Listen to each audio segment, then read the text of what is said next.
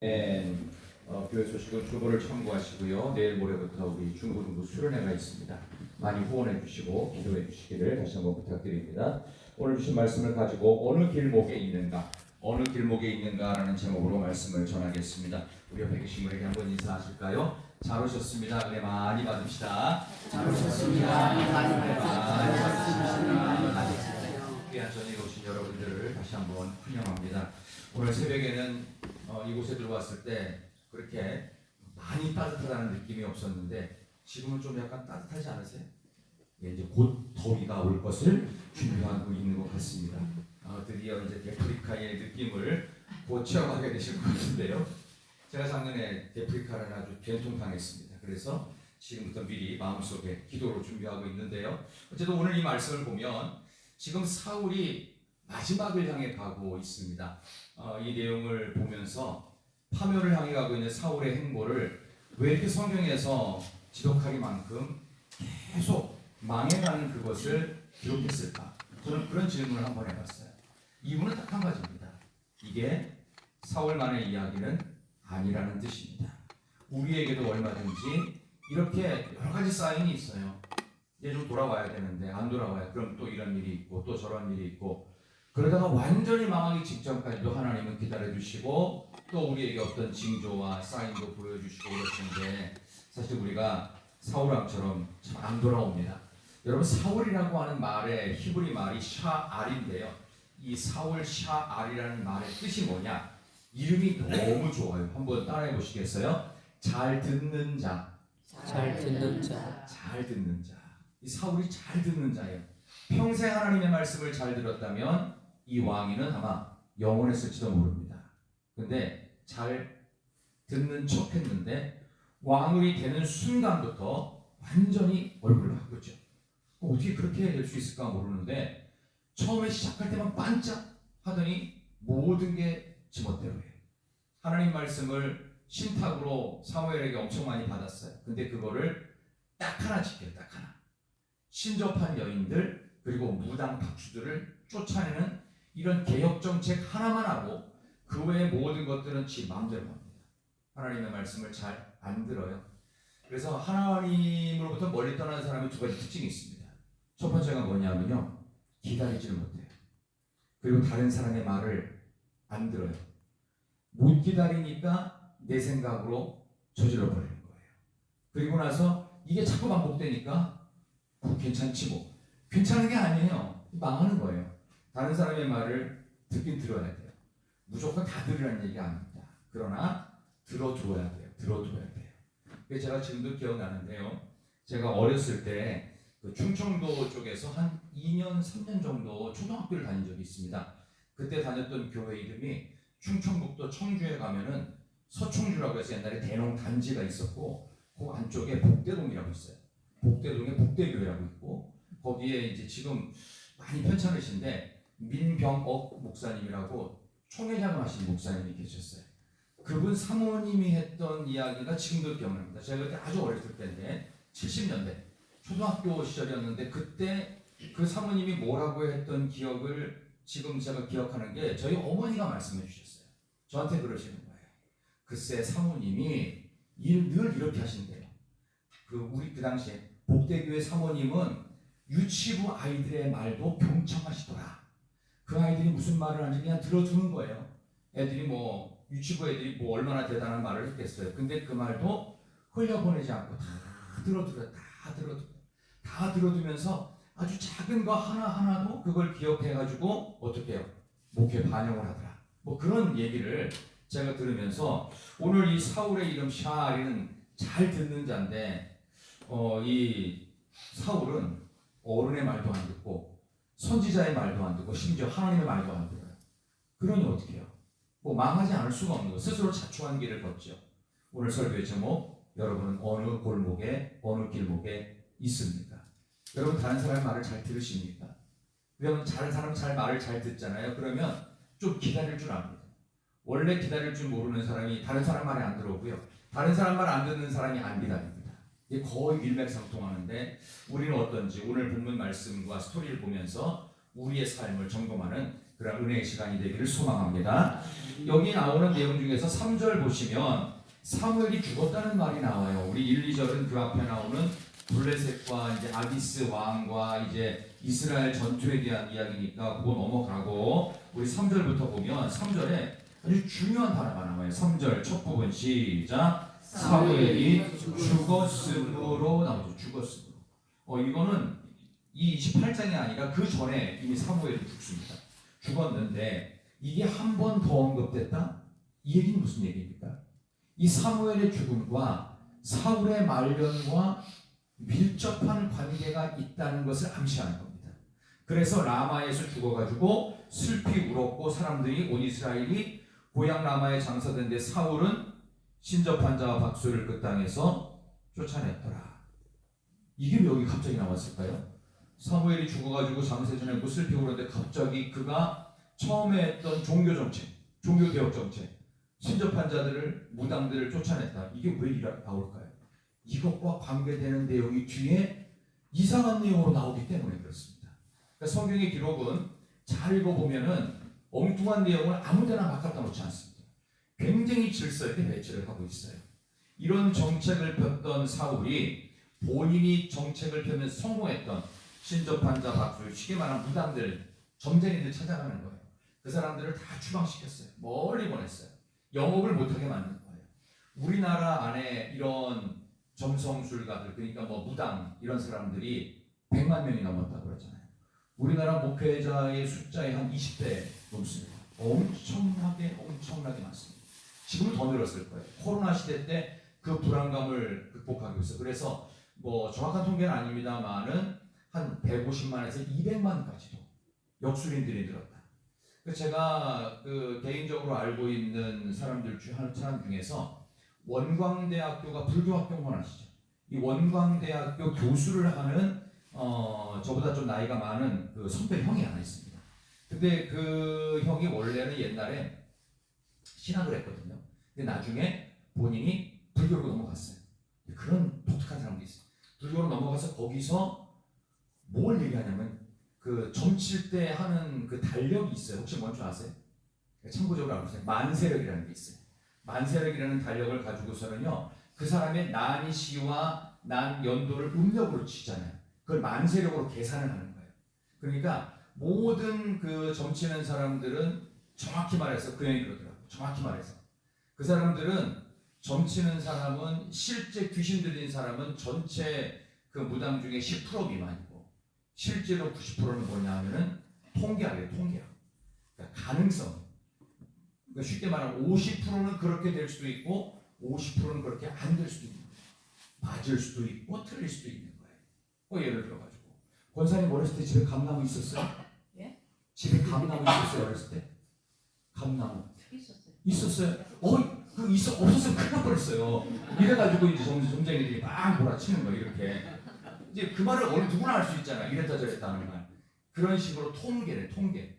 그러니까 이제 이 무당 찾아가면 맨날 그런 식으로 해가지고 일단 무당 앞에 가면 복채 내면서 반말을 하잖아요. 반말. 왜냐하면은 나는 무슨 뭐를 모시고 있다는 거야. 뭘 모시고 있어요. 그런 사람은 아주 드물대요.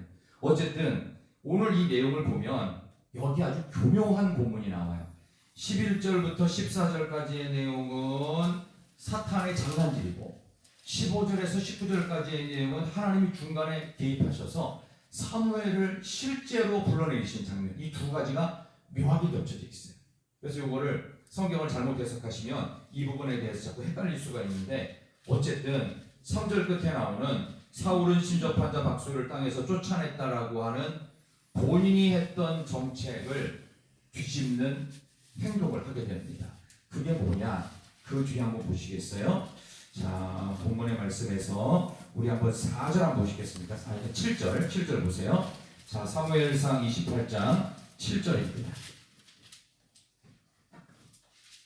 자, 다 같이 7절 한번 읽습니다. 시작. 사울이 그의 신하들에게 이르되 나를 위하여 신접한 여인을 찾으라. 내가 거기로 가서 그에게 물으리라 하니 그의 신하들이 그에게 이르되 보소서 내 눈에 신접한 여인이 있나이다. 아멘 하기에는 이게 뭔 소리예요? 3절에서는 분명히 쫓아냈다고 했잖아요. 근데 본인이 본인이 했던 정책을 한순간에 뒤집고 있어요. 내가 만나야 되겠다는 뜻입니다. 그러니까 신하들이 뭐래요? 엔돌. 이 엔돌은 그 당시 전쟁이 있었어요. 전쟁 얘기 잠깐 빼버렸는데 이거를 설명하려고 그러는 거예요. 보세요. 지금 이스라엘 군대는 얼마 있다 죽게 될 사울 군대의 길보아 산에 진을 치고 있었고, 상대편은 어디냐면 수렘이라고 하는 곳에 블레셋 군대가 진치고 있었어요. 그러니까 길보아 산에 있는 이스라엘 군대와 수렘에 있는 블레셋 군대 고기를 통과해야 여기 나오는 엔돌이 나와요. 자, 그러니까 이 사울이 엔돌에 신접한 여인을 찾아가려고 했던 이유가 있었습니다. 아무리 기도를 해도 하나님의 응답이 없는 거예요. 여러분, 기도해서 응답이 잘 안 되는 때 혹시 있지 않으셨어요?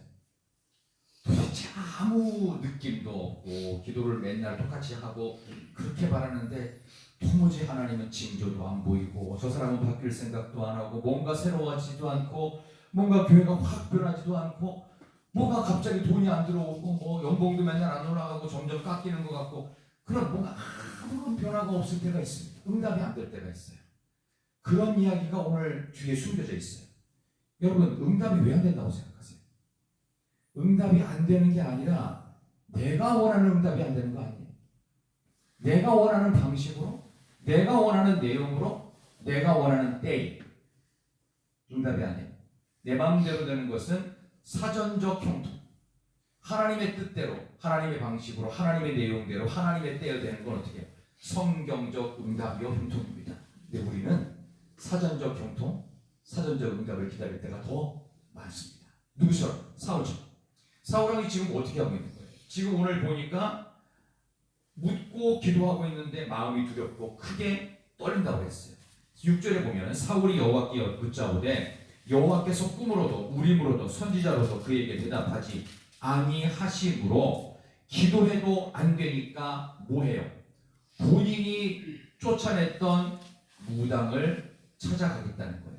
자, 그러면 찾아가려면 아까 말씀드린 길보아산에서 상대의 블레셋 군대가 수렘에 진치고 있었어요. 수렘 뒤쪽에 블레셋 군대 뒤쪽에 엔돌이 있어요. 그럼 반드시 블레셋 군대를 어떻게 해요? 통과해야 됩니다. 비행기 없어요. 못 날아가요. 거기 내륙이에요. 바다로도 못 들어가요. 반드시 블레셋을 통과해야 돼요. 그러면 왕의 복장을 하고 가면 살겠어요? 죽겠어요? 죽지요. 이스라엘 사람들의 복장을 하면 살겠어요? 죽겠어요? 죽지요. 그럼 어떻게 가야 돼요? 변장. 왕의 옷을 벗습니다. 얼굴을 망가뜨립니다. 사울이 아닌 것처럼 변장을 해야 됩니다. 그가 곧 죽을 거라는 암시가 나오죠. 왕복이 벗겨지고 그는 이 세상을 떠날 거라는 암시 복선이 깔려져 있습니다. 정말 그렇게 합니다. 변장을 합니다. 누군지를 모르게. 당시 고대사회 왕들은요, 옷 하나 입는 건 봐도 와, 왕이구나. 여러분, 월화 드라마 TVN에서 나오는 혹시 원경을 보셨습니까?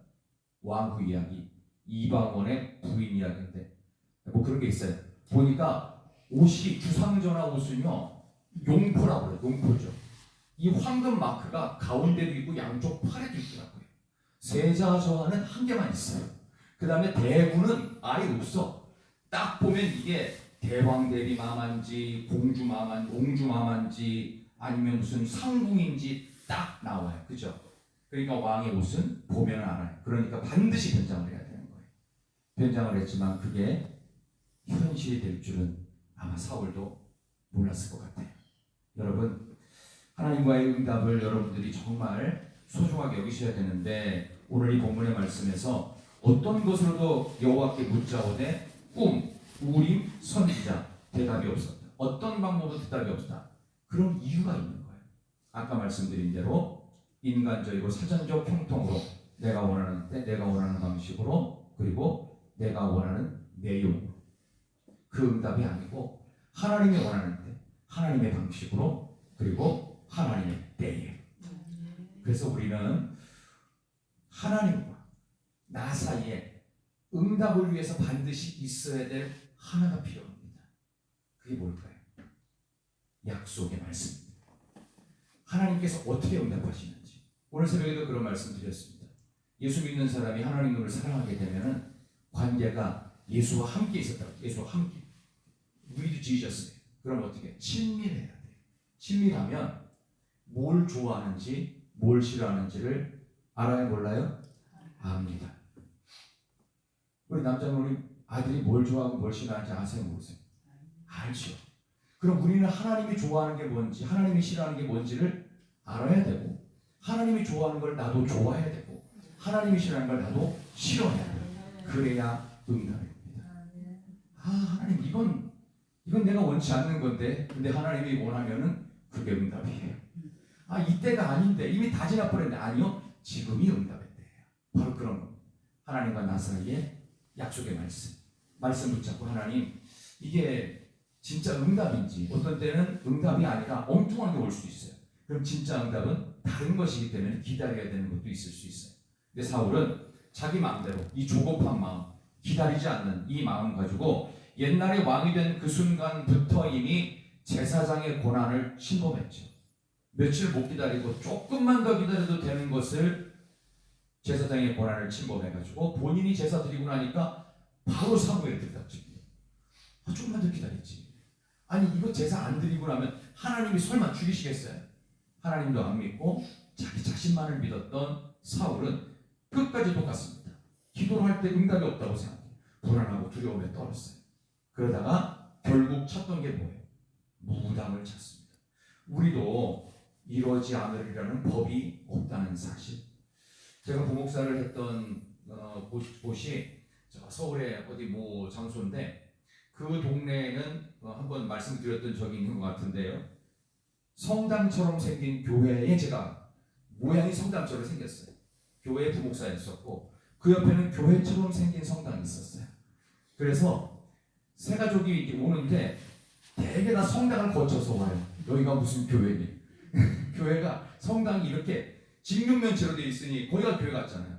근데 제가 심무했던 교회는 이렇게 뾰족했어요. 뾰족하고 탑이 있고 막 이래가지고 성당처럼 보이는 거예요. 근데 그 주변에 학원도 많았는데 학원 숫자에 방불할 만큼 많은 게 점집이었습니다. 그리고 그 교회 권사님들이 저한테 몰래 와서 원래 담임 목사님한테 다 얘기 못하는 조금 애매하고 좀 혼날 것 같은 얘기는요 거의 다 부목사한테 합니다. 그래서 사실은 목사님 요 동네에요 점집 많거든요. 아이고 이게 비밀인데 목사님 아세요? 저도 한번 가봤어. 근데 안 맞아. 그래서 안 가. 돈 버렸어. 몇십만 원 날렸어. 그래가지고 목사님도 거기 점집 갈 일은 없겠지만 가지 마세요. 막 이런 일이 있을 정도로.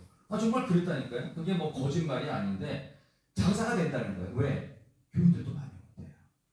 용한 목사님 없으니까 용한 점쟁이 찾더라. 근데 여기 보니까 하나님이 용한 하나님이 되기를 바랬는데 사울은 용한 하나님이 아니었나 봐요. 용한 점쟁이, 본인이 정책으로 그런 거 쫓아내라고 했던 신접한 여인 무당을 찾아갑니다. 이게 우리 모습은 아닐까요?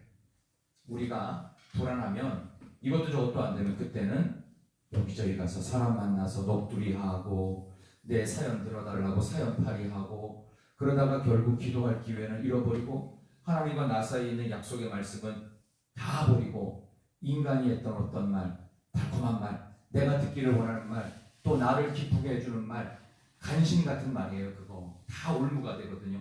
근데 그 말 듣고서는 그럴지도 모른다. 내가 어디 가면 용한 누구를 만나가지고 뭔가 마음이 시원해지고 내가 위로를 받고 이럴 거라고 착각을 합니다. 아닙니다. 하나님의 말씀은 변함이 없으시고 전능하시고 뒤탈없습니다. 엉뚱한 데 가서 그런 거 하잖아요. 그럼 반드시 나중에 그것 때문에 시험에 들 수 있어요. 뭐 다른 사람 얘기할 거 없고요. 제 얘기를 좀 드린다면 제가 고등학교 한 1학년 때까지는 조금 그 생긴 것도 이렇게 생겼지만 좀 신비주의에 많이 빠져 있었습니다. 그래가지고 산기도 무지 좋아했어요. 저기 서울에 가면요 삼각산이라고 있어요. 삼각산 봉우리가 많아요. 기도 봉우리가 있는데 맨 꼭대기 제일 추운 데가 있어요. 능력봉. 기도하는 사람들이 붙인 거예요. 그러니까 오다가 방언하는 사람들하고 조금 말다툼하면 능력 사라진다. 뭐 이런 능력봉도 있고 막 그랬어요. 금요일마다 산기도 무지 잘 났습니다. 뭐 청계산은 가까우니까 또 가고 막 그랬는데 중요한 게 뭐냐 그렇게 하다가 어느 날 저를 가르쳤던 선생님께서 저한테 그런 얘기를 하시는 거예요. 야 찬수야 너 언제까지 그렇게 신비주의적이고 나아갈 거야. 성경 말씀을 붙잡아야지. 저는 그 말이 제일 싫었어요. 나는 직통계시를 봤는데 난 직통계시 10몇 살짜리 직통계시 봤는데요. 그 선생님이 보기에는 어떻겠어요? 얼마나 수준이 낮았을까? 나를 얼마나 우습게 봤을까? 근데 그 당시에 저는 그게 맞다고 생각했어요. 나는 직통계시를 보고 내 가슴 속에서 막 사이다가 튀어오르는데 어떻게 해요? 와 진짜 같은데 어떻게 해요? 실제로 또 그렇게 또 신앙체험을 했었고 근데 그게 전부였던 저에게 어느 날 결정적인 사건이 생깁니다. 그게 장로 신학대학에 들어가는 그런 사건이었어요. 그때 제가 무엇을 갖고 결정을 했느냐 하나님의 말씀을 들었습니다. 이사야 41장 10절 두려워 말라 내가 너와 함께하느니라. 용하다고 기도받은 건 뭐 능력 받는데 어디 찾아다니는 게 아니라 두려워하지 말라. 하나님이 너와 함께하느니라. 놀라지 말라. 나는 내 하나님이 되느니라. 엉뚱한 하나님 찾지 말고 진짜 하나님을 찾으라. 어디서? 말씀에서. 이 말씀에는 온갖 신비한 세계들과 위대한 하나님의 역사의 능력이 그대로 담겨져 있어요. 하나님의 신적 예언이 전부 다 이 안에 있습니다. 이 안에서 발견했던 그 믿음을 갖고 제가 신학교를 들어갈 때 어떤 마음으로 들어갔냐면 그 당시에 이제 옛날에는 계단공과라고 했습니다. 계단공과라고 하고 지금은 이제 총회교육장부에 나와가지고 6개월짜리 이제 교재를 쓰시더라고요. 근데 그 계단공과의 주제가 뭐였냐면은 말씀과 삶이었어요. 저는 이 말이 가슴속에 딱 그때부터 박히면서 왜 말씀과 삶일까? 삶과 말씀은 안 될까? 근데 말씀을 앞장 세웠을 때 이걸 집필한 목사님들이 기도하면서 이걸 썼을 거 아니에요. 타이틀 하나도 굉장히 중요합니다. 교회 평 하나도 굉장히 중요합니다. 교회 이름 하나도 정말 중요해요. 우리 교회 이름 좋죠? 이렇게 뜨뜻미지 다시 한번 우리 교회 이름 좋죠? 희락교회. 짧으면서 모든 걸 갖고 있어요. 짧지만 단순하지만 영원한 것. 다른 거 없어요. 예수님. 그분 한 분 믿는 거. 그래서 제가 이 말씀과 삶이라는 게 무슨 의미일까를 생각하다가 그때 신학교 가면요 거기 이제 신앙 고백서를 쓰거든요. 어떤 마음으로 이 학교를 지원하게 됐는가 한 장짜리 막 썼는데 제가 그렇게 썼어요. 그 당시 뭐 고3이었으니까 2월인가 4월인가 이제 그 신학교를 가겠다고 생각을 하고서 많이 준비를 마음속에 준비도 하고 기도도 하고 또 그 당시에 이제 섬기던 교회 목사님 찾아가가지고 너 어느 학교 갈 거야 그랬더니 저 신학교 가겠습니다 했더니 저희 어머니가 집사님이었는데 네 성격에는 못 간다 뭐 저희 할머니가 오셔서 차라리 교대를 가지 왜 거기 가가지고 굶어 죽을 일이 있냐 뭐 별의별 얘기를 다 했는데 그 당시 저희 아버님이 살아계셨습니다. 저희 아버님께서 저를 따로 부르시더니 그런 거예요. 너 정말 그거 갈 거야 하니까 그렇다고 그러니까 아무 말씀 안 했어요. 그리고 저희 아버지가 저를 위해 기도하셨더라고요. 기도하시고 제가 장로신학교 딱 들어갈 때 처음이자 마지막으로 저희 아버지가 그 신학교 입학식에 다 엄마들이 와요. 유일하게 아버지가 저희 아버지였습니다. 그리고 이제 돌아가시긴 했지만 그때 말씀과 삶이라는 타이틀을 보면서 제가 생각했어요. 이게 말씀과 삶입니까? 삶을 위한 말씀은 안 될까? 그 삶과 말씀이라고 안 하고 왜 말씀과 삶이라고 할까? 이 말씀이 우리의 삶의 앞에 있어야 된다. 말씀의 열차를 우리의 삶이 따라가는 것이다. 그래서 제가 신앙 고백을 그렇게 썼어요. 제가 제 삶을 위한 하나님의 말씀을 액세서리처럼 이용하지 않겠습니다. 저는 말씀을 제 삶으로 적용하며 살겠습니다. 그러기 위해서 신학교에 입학을 했고 이제부터 본격적으로 목회자의 길을 하나씩 배워가겠습니다. 그랬더니 그 뒤부터 모든 게 장밋빛 그 탄탄대로가 열렸을까요? 아니면 엄청나게 힘든 시간들이 계속됐을까요? 왜 왔지? 괜히 왔다. 무슨 말인지 하나도 못 알아듣겠다. 그래서 저는 신학교 공부를 할 때요. 제가 이과 출신입니다. 이래도 제가 원래 물리학과 가려고 했거든요. 이과 출신이다 보니까 원래 이과 계통에 이렇게 막 전기 만지고 뭐 화학 문제 풀고 수학 했던 사람들은요. 문과책 보면요. 머리 아파. 두통이 오더라고요. 도무지 이해를 못합니다. 1년 그랬고 2년 그랬고 또 중간에 또 5공화국 때 막 뭐 데모한다고 뭐 난리치고 뭐 그러니까 공부하기 싫은데 얼마나 잘됐어요. 뭐 이랬던 막 기억이 나는데 지금까지 변함없이 하나님께서 말씀으로 제 삶을 이끌어 가심을 저는 믿고 있습니다. 여러분 그런 점에서 하나님의 말씀의 약속이 있으면 하나님과 나 사이에 말씀을 두세요. 그러면 하나님께서 우리의 삶을 하나님의 뜻대로 이끌어 가시고 하나님의 은혜대로 응답하시고 형통케 하실 줄로 믿습니다. 다시 사울의 이야기로 돌아가면 사울은 그런 점에서 밤에 변장을 하고 이 블레셋 진영인 수넴을 변장해서 어떻게 통과를 해요. 그리고 가서 만나는데 거기서 웃기는 장면이 나옵니다. 이거를 정통적인 해석으로 하면 11절부터 14절까지의 내용이 조금 웃기는 내용이 나오는데 한번 보겠습니다. 여인이 이르되 한번 볼까요? 11절에서 14절까지 먼저 보겠습니다. 여인이 이르되 시작. 여인이 이르되 내가 누구를 불러오리라. 사울이 이르되 사무엘을 불러오리라 하는지라. 여인이 사무엘을 보고 큰 소리로 외치며 사울에게 말하여 이르되 당신이 어찌하여 나를 속였나이까? 당신이 사울이 신이이다. 왕이 그에게 이르되 두려워하지 말라. 내가 무엇을 보았느냐 하니 여인이 사울에게 이르되 내가 여기 땅에서 올라오는 것을 보았나이다 하는지라. 사울이 그에게 이르되 그의 모양이 어떠하냐 하니 그가 이르되 한 노인이 올라오는데 그가 겉옷을 입었나이다 하더라. 사울이 그가 사무엘인 줄 알고 그의 얼굴을 따내고 절하니라. 아멘. 자, 이 부분을 가지고 어떤 학자들은 하나님께서 이런 초혼술이라고 하죠. 신접한 여인을 통해서 혼령을 이렇게 불러올리는 것을 통해서 하나님은 역사하시기 때문에 이 사람은 진짜 사무엘의 영이었을 것이다 라는 좀 엉뚱한 해석을 하는 신학자들이 있습니다. 저는 여기에 동의하지는 않습니다. 정통 해석은 우리 장로교를 만들었던 루터와 칼빈의 해석인데요. 이거는 사탄의 장난이다. 그래서 많은 무당들이 사탄의 장난으로 점을 치죠. 그러나 그것은 말씀드린 대로 통계학입니다. 확률입니다. 확률적으로 집에 옛날에 뭐 있었어 없었어, 있었으면 큰일 날 뻔했어, 없었으면 큰일 날 뻔했어, 뭐 이런 식으로 윽박지르면서 그 사람을 위축시켜요. 왜? 원래 사탄과 귀신은요 사람을 강압합니다. 그래서 달콤한 것으로 막 밀당한다고 그러죠. 세게 갔다가 부드럽게 갔다가 세게 갔다가 아무런 척했다가 뭐 이런 것들이 있어요. 그렇게 가는데 이 부분에 대해서 루터나 칼빈은 사탄의 장난이다. 그래서 얼마든지 사탄이 신접한 여인을 통해서 그렇게 장난으로 할 수 있고, 그의 어떤 모습이느냐 하니까 여기 보니까 한 노인이 올라오는데 겉옷을 입었다. 이 겉옷은 사울에게서 굉장히 큰 사건이 있었습니다. 언제냐면 하나님께서 당신을 버려서 이 나라를 쪼개어 다른 사람에게, 당신보다 나은 사람에게 줄 것입니다 라고 하는 사건이 옛날에 있었는데, 그때 가려고 하자 사울이 뒤돌아가는 이 사무엘의 겉옷을 붙잡으니까 겉옷자락이 쫙 찢깁니다. 이 나라가 나뉘어져서 당신보다 나은 사람에게 갈 것입니다.